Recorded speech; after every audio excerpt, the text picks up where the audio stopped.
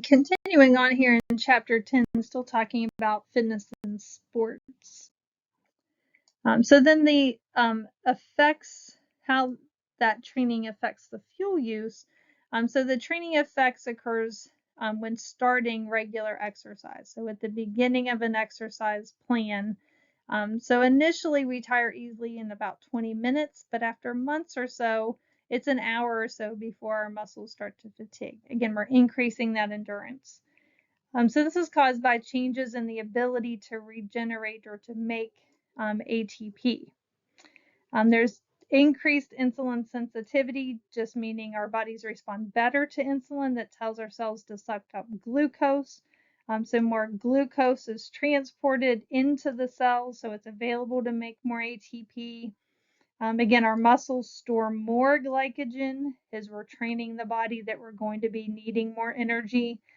We also use and store more fats or triglycerides, and we more efficiently use those proteins and amino acids, and we have an increased ability to convert food to exercise fuel, so food energy into ATP. And this is just kind of looking at our energy sources from our muscle cells. So again, we can use ATP as our main go-to energy source, so it's used all the time for all activity. That phosphocreatinine, again, short burst up to about 10 seconds is whenever that gets used. So again, throws or jumps or quick sprints. Anaerobic carbohydrates, that's going to be our initial burst of energy. So phosphocreatinine right away in burst. Then carbs, 30 seconds to 2 minutes. Then we can still use carbohydrates with oxygen.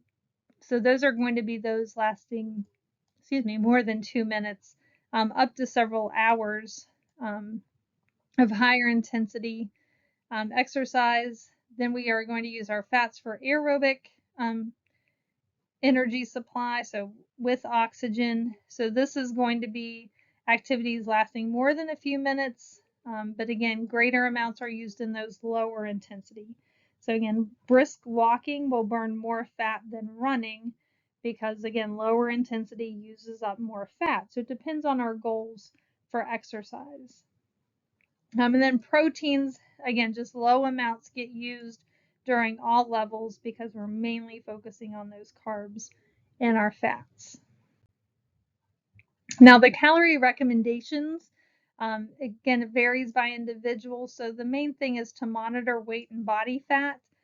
So if weight falls, and that's not the purpose, then we need to increase our calories. If weight and body fat increases, then we need to decrease those calories or increase activity. Now, the estimated calories needed for moderate activity is about 5 to 8 kilocalories per minute, and these required for sports training must be added to those needed for normal activity. So it's adding on, not in place of. So just a caution for athletes with weight classes.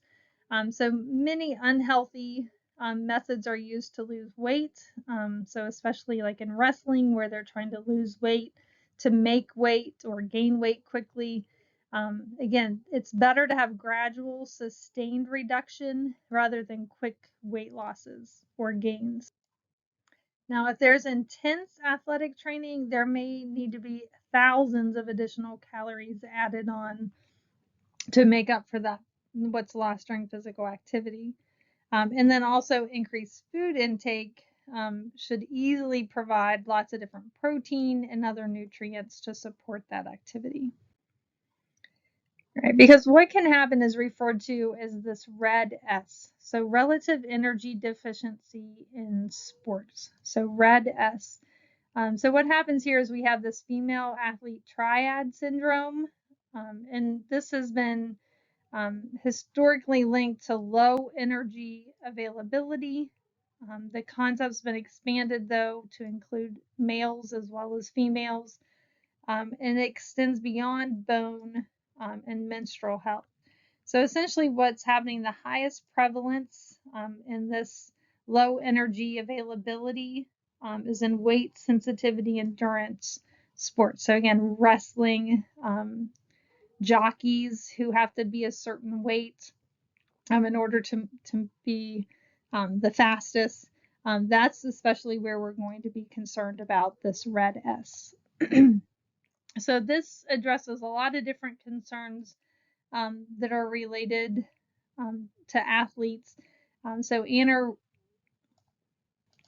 amenorrhea, which is the absence of a menstrual cycle or a really shortened one, lower testosterone levels or in libido in males, suboptimal bone health, increased risk of illness and injury, GI disturbances, heart issues or disease, and impaired training capacity or lower performance. All of these are concerns that would come into this relative energy deficiency that's caused by sports. Essentially, that physical activity of the sport is taking away more calories than what is being provided. So the issues here, again, cardiovascular issues like anemia, low iron, or fainting, or endocrine or hormones get imbalanced, so our basal metabolic rate decreases, that musculoskeletal system gets messed up, that can lead to those injuries. Again, reproductive issues like infertility or lack of a menstrual cycle, so lots of different illnesses because our immune system isn't working because we don't have enough energy. Digestive health gets messed up like ulcers or constipation, and our nervous system can also, we become irritable and depressed. Again, all of these are symptoms that can occur from not meeting our energy demands during physical activity. All right, so the recommendations as far as meeting calorie demands during physical activity related to carbs, again, this is our main source of fuel during most of our activities. About 45 to 65 come from our carbs. So again, it doesn't matter what type of activity we're talking about, all of it requires carbs. So the most during the moderate or longer, like endurance, is mainly coming from carbs, but all of it needs carbs. So some of our carb-rich foods will be the different starches that we have. So things like cereal, rice, pastas, even our corns, crackers, beans, breads, pretzels. Again, these are really starchy foods, bagels, potatoes, that can provide that carb-rich food. Now, some of the vegetables and fruits that are good rather than our greens. So again, our cooked vegetables, raw vegetables like carrots and green beans, any kind of veggie, or any kind of fruit can be used as well. So we get a lot of our carbs from our greens, but we can also get them from veggies and fruits as well. And then also from our milk and even the sweets that we eat. So again, milk, yogurts also have a lot of protein in them, as well as cakes and cookies, of course, mainly sugar that provide that carb. But again, they provide lots of carb-rich examples. Now, our fat recommendation, about 35% of our total input should be from fats. Again, mainly mono unsaturated, meaning they have the kinks in the tail, so more oils, not the saturated or trans that are more solids. So these are calories needed to perform. They come from a mix of paces, and again, for these various activities. Now, the optimal dose of protein, as far as sports nutrition, is about 1.2 to 2 grams of protein per body weight. So again, it varies based on our weight.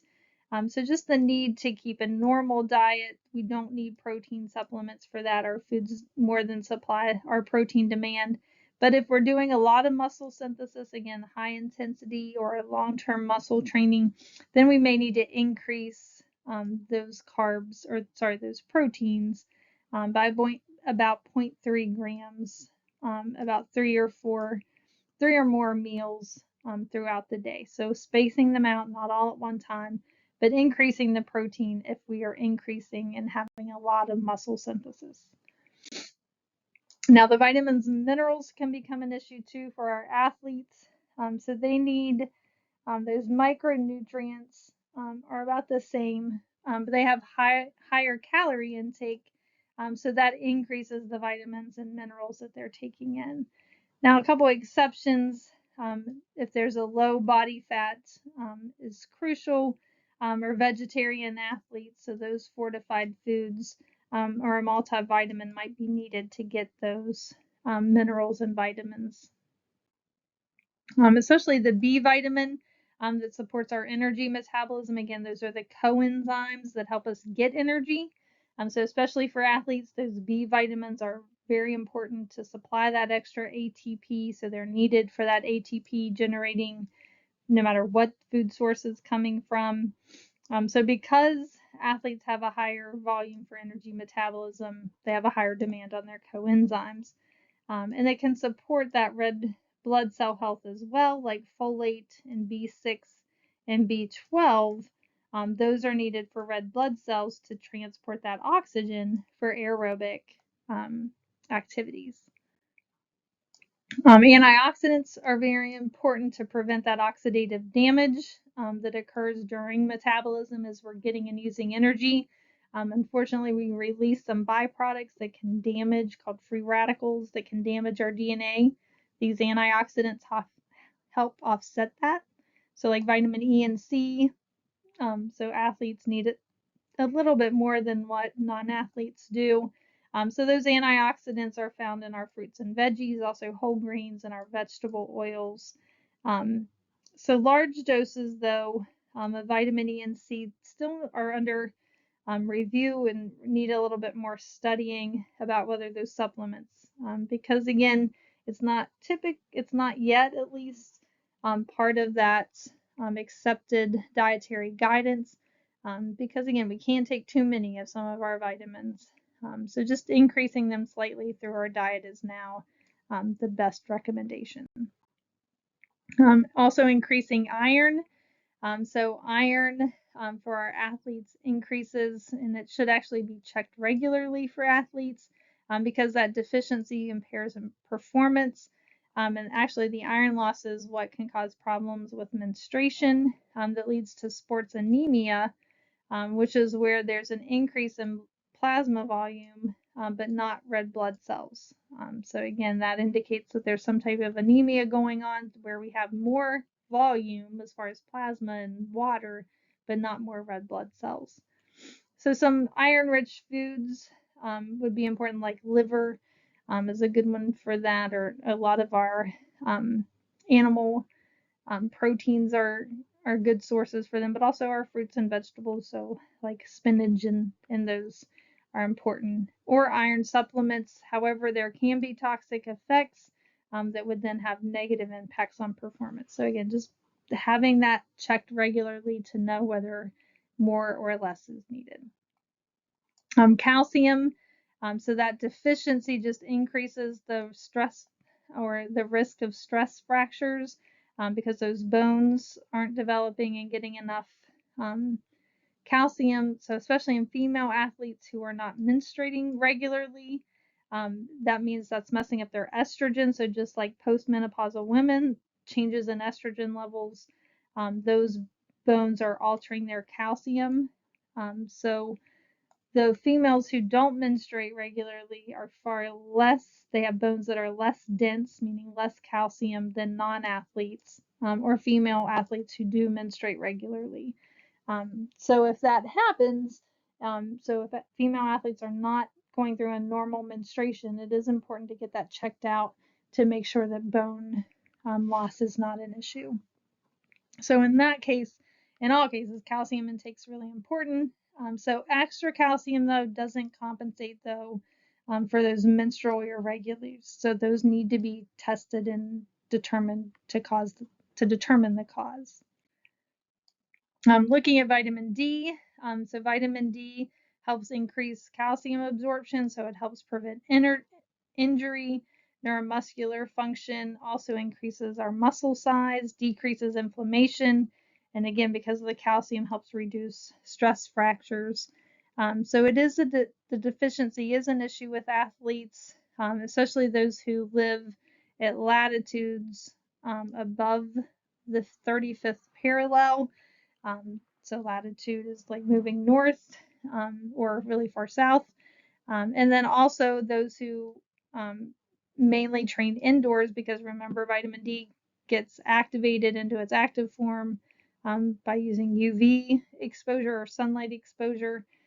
So there's really not any data that necessarily supports that vitamin D should be used as a performance enhancing supplement. Now, as far as our fluids intake, again, women need about 9 cups, 13 cups or so for men, but athletes need more because, again, our water gives us our cooling system. So if athletes are perspiring, they're losing more water, so they need to replace it. So we need to avoid losing more than 2% during exercise. So again, staying hydrated, because otherwise dehydration can lead to illness, even death. It decreases endurance, strength, and performance, so hydrating throughout exercise is beneficial. And it must be avoided during physical activity, especially on hot and humid environments where perspiration is even higher. So replacing those, again, thirst is not a reliable indicator. A better indicator is urine color. Again, the darker it is, so if it's darker than lemonade, that indicates we're starting to become dehydrated. So before an event, it's good to drink lots of fluids, 24 hours or so before, about 5 to 7 milliliters per kilogram of body weight about 4 hours before exercise. During the event, just about 1.5 to 3.5 cups per hour if it's lasting more than 30 minutes. And then after exercise, so within the next 4 to 6 hours, it's good to consume 2 to 3 cups for every pound that was lost. So weighing is a good way before and after an event. Most of that weight loss would be from water, so it gives you an idea of what that weight loss or water loss looks like. All right, so then replacing them. So of course there are lots of sports drinks. So these are good for activities lasting more than 60 minutes. Those electrolytes can help. It also helps with blood glucose because typically there are some sugars added in there as well as blood volume. So to delay that hitting the wall. So again, they typically have those added sugars, but also electrolytes like sodium and potassium that help those muscles work better. Now for activities less than 60 minutes, really water lost through the sweat's the main concern. So the nutrients are easily replaced with the diet. So just drinking regular water less than nights for exercises less than 60 minutes is best. This is just kind of giving an idea of some of the different caffeine energy, also the added sugar that's in there for different energy or popular energy drinks that are out there. All right, another concern besides dehydration is heat exhaustion. So this is the first stage of a heat-related illness. Symptoms include like really sweating, headache, dizziness, nausea, muscle weakness, visual disturbances, so kind of like blurry vision, skin's becoming really red or flushed, hyperthermia, just really hot, and heat cramps. So then heat stress causes that depletion of blood volume due to fluid loss. So at this point, we've sweated enough that now our blood volume has decreased.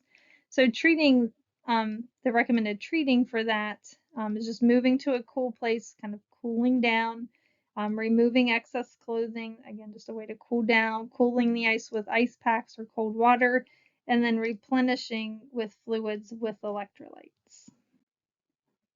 Another issue with heat is that we can get heat cramps. So this is frequently part of that heat exhaustion. So exercising for several hours in a hot environment large sweat losses, and that also occurs with consuming large volumes of water without replacing the electrolytes. We can get the cramps. So again, especially longer than 60 minutes, those electrolytes should be added to help not only replace water loss, but some of that sodium and potassium that was lost as well. So the heat cramps, of course, include painful skeletal cramps, involuntary spasms that can occur. So again, just treating it with lots of fluid, but also with those electrolytes. Heat stroke is another concern. Here, this is whenever that high blood flow to those muscles kind of overloads the cooling system. So sweating actually ceases because the blood circulation is reduced, because now we have less blood volume.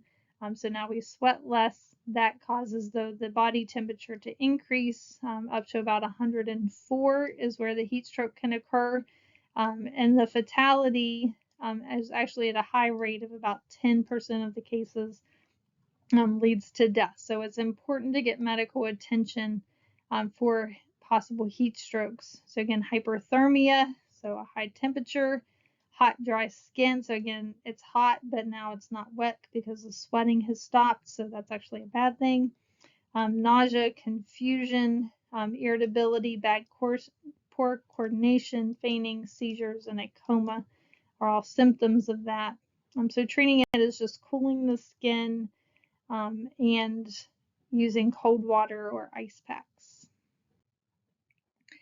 Now the opposite can also occur. So we've talked before about water intoxication. We can't have too much water.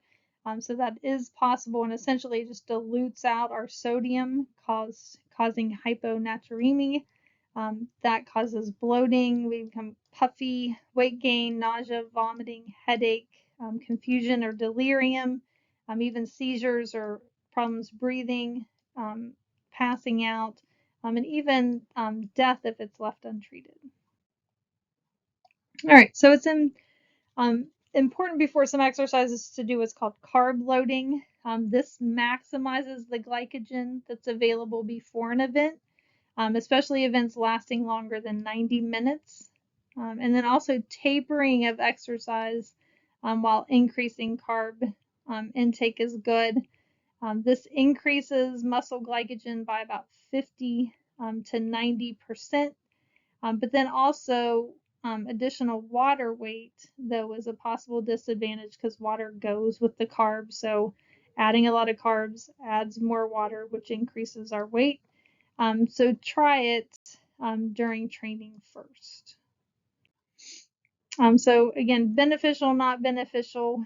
So it may be beneficial in marathons, long distance swimming, cross country skiing, 30-kilometer runs, triathlons, even basketball tournaments, or cycling time trials. So again, long, where exercise is going to be used for a long time, that carb loading does seem to be beneficial.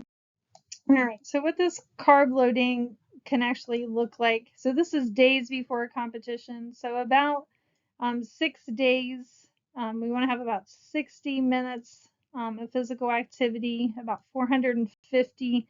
It's going to stay the same until about 3 days before, but then kind of tapering off the physical activity. So within day 5 and 4, 5 or 4 days before, going down to about 40 minutes of activity before the event. Then days 2 and 3 days before, going down to only 20 minutes of physical activity per day, but increasing that carb intake up to 600, and then having a rest day before with, again, increased carbs. So this can have carb load. We're taking in more carbs, not doing as much physical activity that stores up that glycogen. We can also have a pre-endurance event meal. So this is just a light meal about 1 to 4 hours before the event. Again, primarily carbs to top off those glycogen stores, just a moderate fat and fiber. Again, not a lot of fatty fried foods, good quality proteins, and then blended or liquid meals are actually recommended an hour to be eaten within an hour before, so that there's not a lot of bulk food in the digestive system. Again, just some ideas here about these high carb pre-event meals, what these would look like. You can kind of look over. Now, fat adaptation or adaptation. So this is starting to become kind of popular with athletes. So only 2,000 to 3,000 kilocalories come from our excuse me, muscle glycogen. There's a limitless supply, though, of energy from our triglycerides that are stored in our muscles and fat tissue. So this can supply about half of the energy during the endurance event. So a high fat training eating plan looks like about 25% of calories from carbs, but 60 to 70% from our fat. So the idea is that cells adapt to using fat as a fuel, so they're more efficient at it. The research is a little mixed on the best approach for this, about whether to or not to use this. But again, it is becoming pretty popular, so definitely wanted to touch on it. Replenishing those fuels during the event. So if the event is longer than 60 minutes, there needs to be, so consuming some carbs can be beneficial, just about 30 to 60 grams every hour. Again, using different sources like glucose or fructose. And then they have some different rates of absorption, so how much actually gets into the body. So protein products having different amino acids can also be beneficial to help with that energy demand. So some examples here. So gels, bars, and chews, they can have some additional fuel. They should be taken with fluids. They're expensive, though, sources of nutrients. Toxicities are possible if too much is used. So the ideal kind of bar for endurance athletes is about 40 grams of carbs, 10 of proteins, 4 of fat, 5 of fiber, and then fortified with some different vitamins and minerals. Now, after physical activity, replenishing glycogen and fluids. So glycogen synthesis is greatest right after exercise. So those muscles are insulin sensitive, so they're sucking up all of that glucose. So we can rapidly restore the glycogen by consuming, again, some carbs. So 1 to 1.2 carbs per kilogram of body weight within 30 minutes after that endurance physical activity, and then repeat about every 2 hours for the next 4 to 6. So a few times over the next 6 hours. So foods like fruits, fruit juices, breads, and sports drink help restore that glycogen. And about 0.25 to 0.3 grams of high quality protein can also help with that glucose uptake in repairing damaged muscle tissue. For athletes who are wanting to enhance their muscle gain, there are a few things that you can do. So first of all, increasing calories, especially to help with that additional lean muscle mass.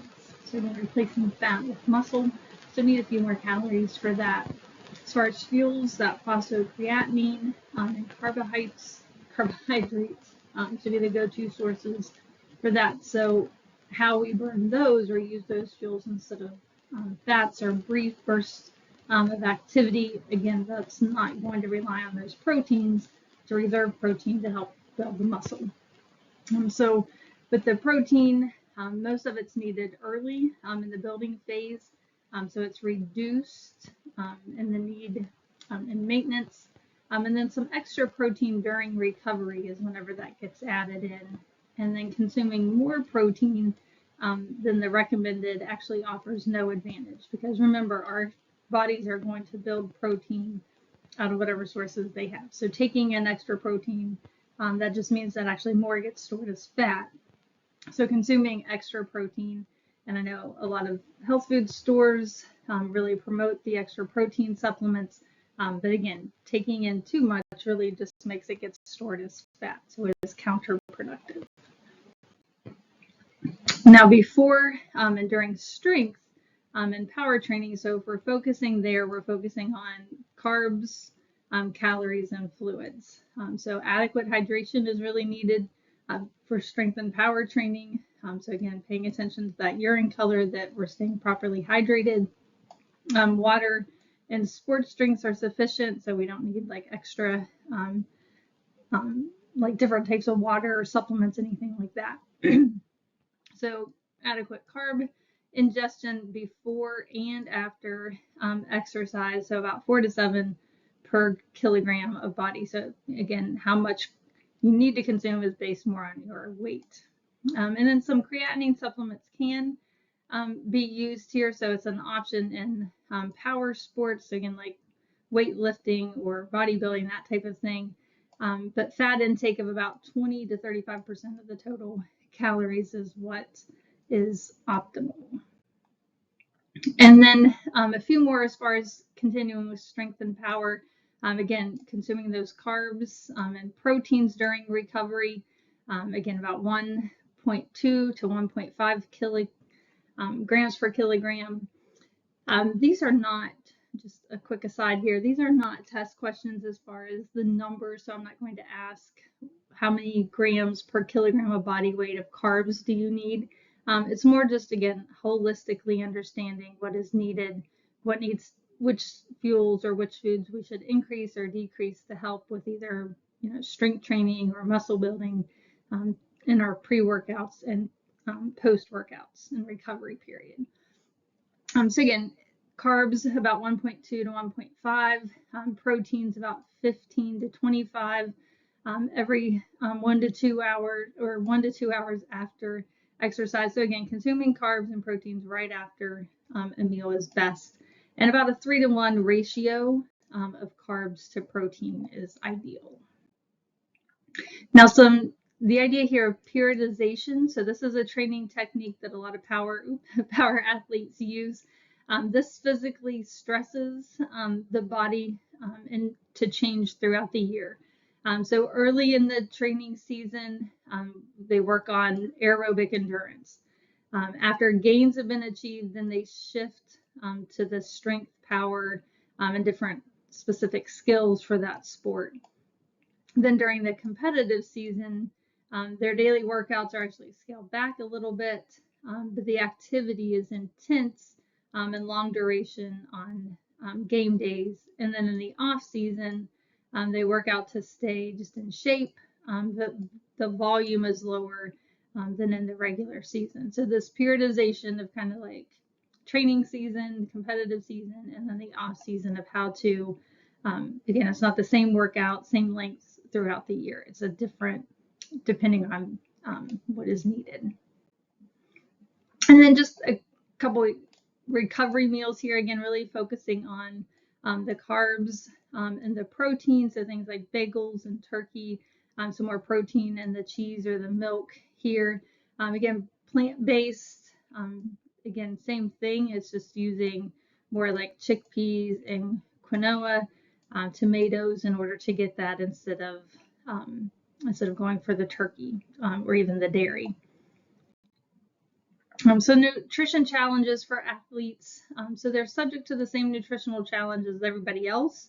However, it's the same issue. So over-reliance on convenience foods, because again, now you have practice, and if you're working or you're doing things, again, just, opting for that convenience rather than preparing and having home-cooked meals that have less of the extra salt and all that. Abundance of nutrition misinformation. So again, there are all kinds of supplements that are out there. Again, most of those really are not needed and could even be kind of have offsetting effects. And then temptations to eat out of boredom or for emotional comfort. So again, have a bad game or something like that. That kind of emotional eating can come into play. So then also, they need to adapt to the seasonal demand. So again, that periodization we just talked about. Again, they have different things going on at different seasons. So just keeping up with the training and travel schedules can be complex.